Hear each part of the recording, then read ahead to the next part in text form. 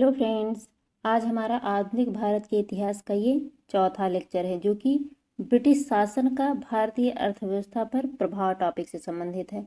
आज हम देखेंगे जो हमारे यहाँ ब्रिटिश शासन व्यवस्था थी उसका हमारी भारतीय अर्थव्यवस्था पर क्या प्रभाव पड़ा, उन्होंने किस तरीके की नीतियाँ अपनाई, किस तरीके से उन्होंने शासन किया, अर्थव्यवस्था पर क्या प्रभाव पड़ा और उन्होंने क्या तरीके अपनाए इसको देखेंगे। और भारत के लोगों द्वारा कौन कौन से कदम उठाए गए। चूँकि हम यह महेश अग्रवाल सर की एनसीईआरटी से कवर कर रहे हैं तो इसमें जो दिया है उसको हम अच्छे से एक्सप्लेन कर करके पढ़ेंगे। अब ये नहीं कि इससे पूरा सिलेबस कंप्लीट होगा, हाँ, लेकिन जो महत्वपूर्ण प्रश्न हैं उसमें दिए गए हैं और हम इसको सॉल्व करेंगे। तो चलिए देखते हैं। पहला प्रश्न है, धन निष्कासन के सिद्धांत का प्रतिपादन किसने किया था, जिसे हम इंग्लिश में कहते हैं ड्रेन ऑफ वेल्थ थियरी, किसने दी थी?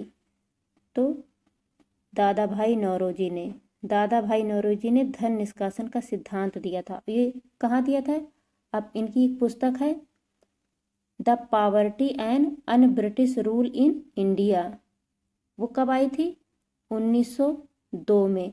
ये पुस्तक याद रखिएगा, पीसीएस तक की परीक्षाओं में पूछा गया है कि दादा भाई नौरोजी की पुस्तक the poverty and un British rule in India कब प्रकाशित हुई? 1902 ईस्वी में। इसी पुस्तक में यह थ्योरी दी गई धन निष्कासन के सिद्धांत की। इसमें कहा गया कि अंग्रेज जिस तरीके से हमारे देश से धन को ले जा रहे हैं उस हमारे देश को उससे कोई लाभ नहीं हो रहा है।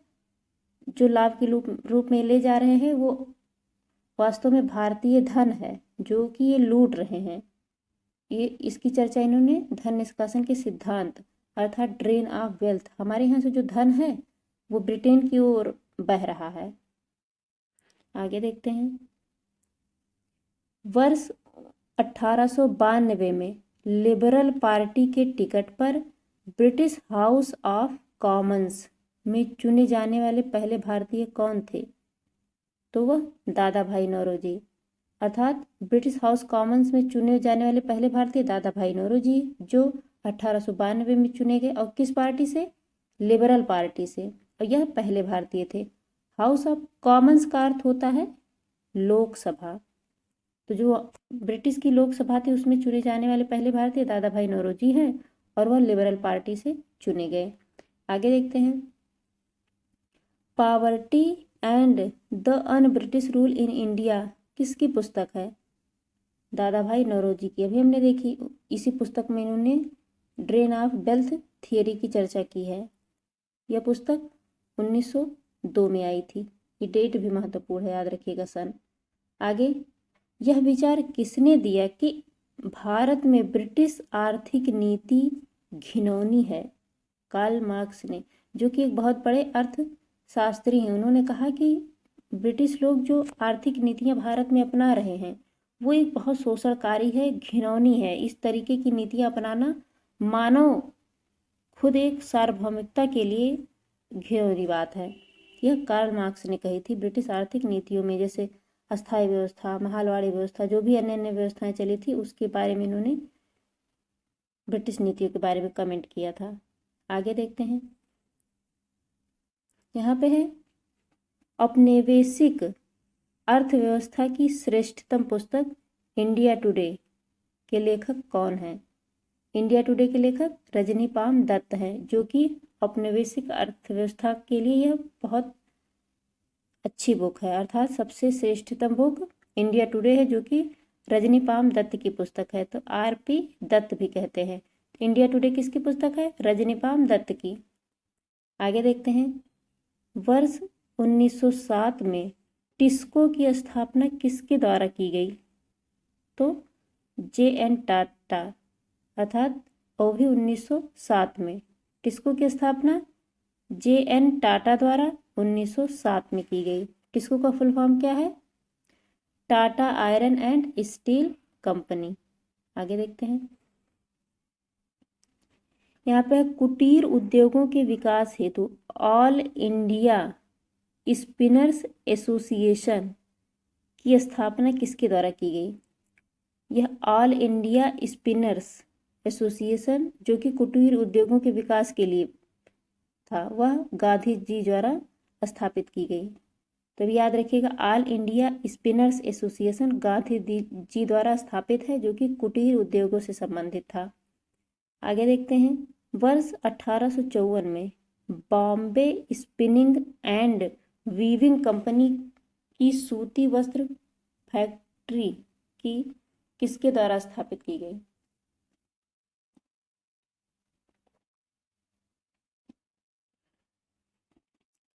किसकी बात हो रही है?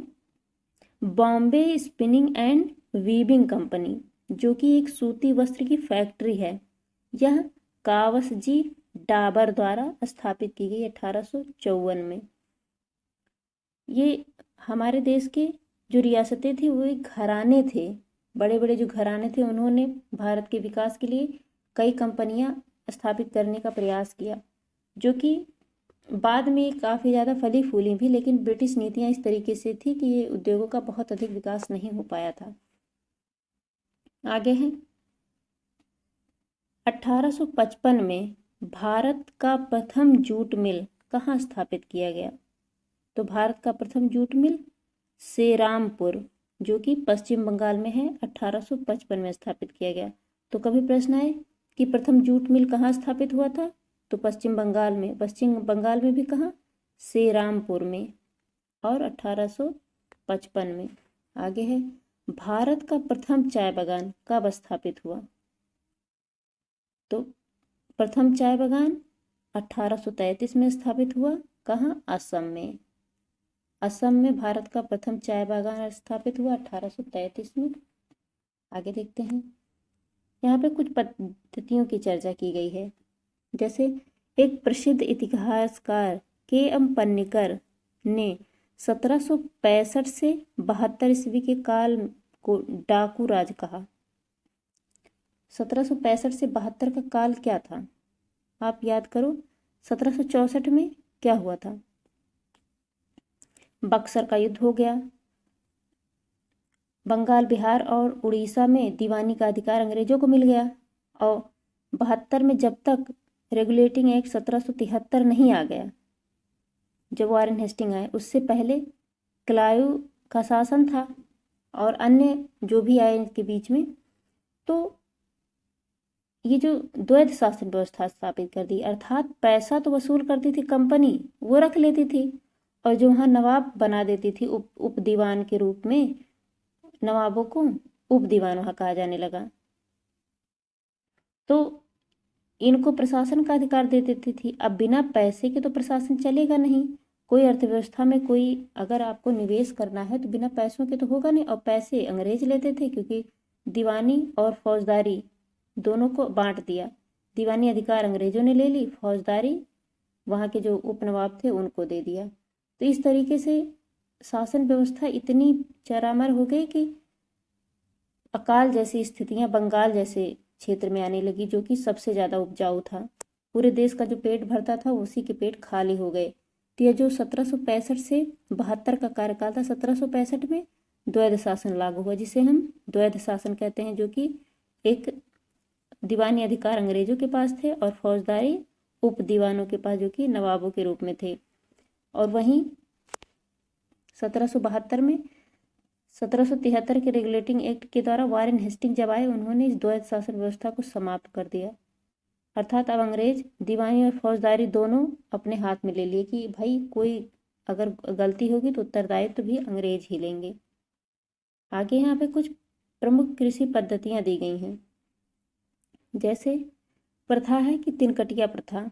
इसकी विशेषता क्या है कि इस प्रथा के अंतर्गत चंपारण, जो कि बिहार में है, के किसानों को अपने अंग्रेज बागान मालिकों के अनुबंध पर, यह एक अनुबंध कृषि था, अनुबंध पर अपनी भूमि के 3/20वें भाग पर नील की खेती करना अनिवार्य था। अर्थात जिसे हम तिनकटिया पद्धति, क्योंकि पहले खेतों को कट्ठा कहा जाता था, कट्ठों में बांट दिया जाता था।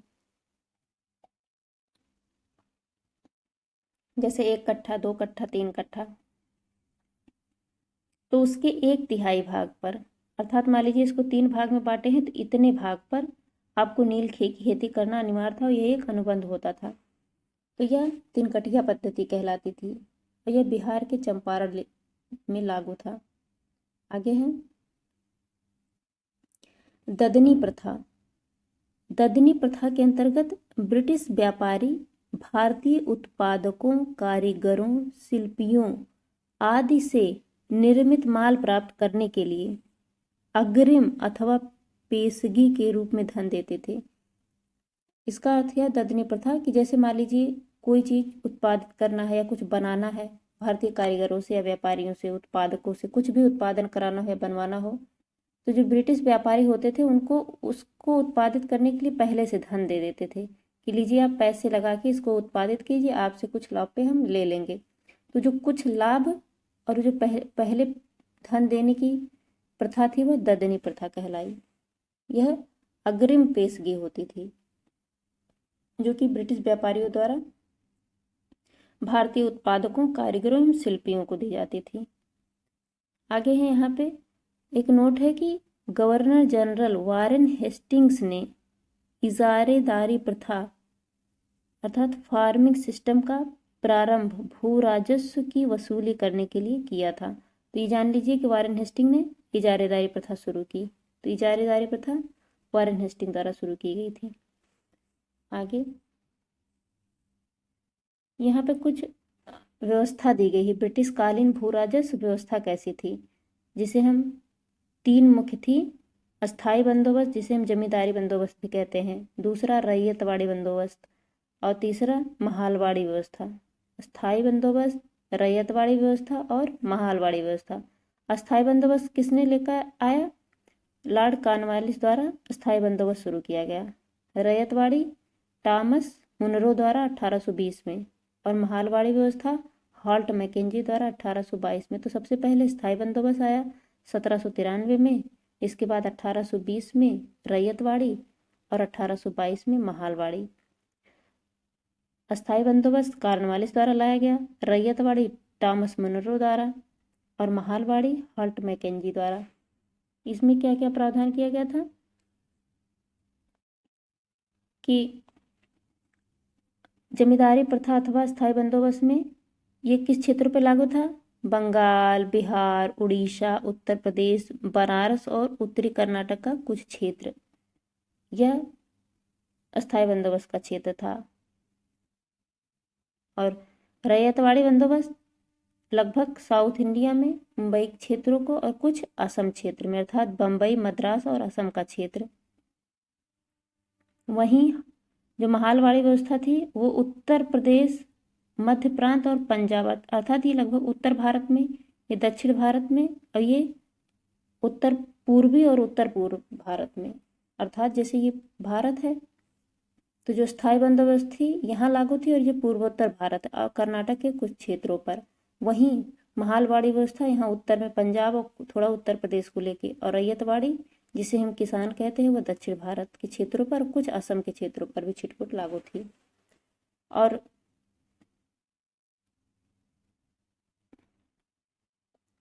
जो अस्थायी बंदोबस्त था कितने भूमि पर लागू था? तो जितना ब्रिटिश शासन भारत में था उसके 19% भाग पर अस्थायी बंदोबस्त, 51% सबसे अधिक रैयतवाड़ी बंदोबस्त जो कि ये भाग था दक्षिण भारत का और समस्त ब्रिटिश भारत का 30%। तो सबसे अधिक क्षेत्रों पर रैयतवाड़ी व्यवस्था लागू थी, इसके बाद महालवाड़ी और इसके बाद अस्थायी बंदोबस्त। सबसे अधिक अगर तुलना की जाए शोषणकारी स्थायी बंदोबस्त था, इसके बाद रैयतवाड़ी था, इसके बाद महालवाड़ी था। शोषणकारी तो तीनों थे, लेकिन अगर तीनों में तुलना की जाए तो सबसे अधिक शोषणकारी अस्थायी बंदोबस्त था। आगे देखते हैं इनमें प्रावधान क्या किए गए थे। अस्थायी बंदोबस्त में कहा गया था कि भूमि अधिग्रहण अवैध करने के लिए जमींदारों को दिया गया, अर्थात भूमि अधिग्रहण सदैव जमींदारों को ही दिया जाएगा। अर्थात जो भी भूमि का मालिकाना हक होगा वो जमींदारों का होगा, अर्थात जमींदार वसूल करके लगान को कंपनी को देंगे, तो बिचौलिए का कार्य जमींदार करते थे।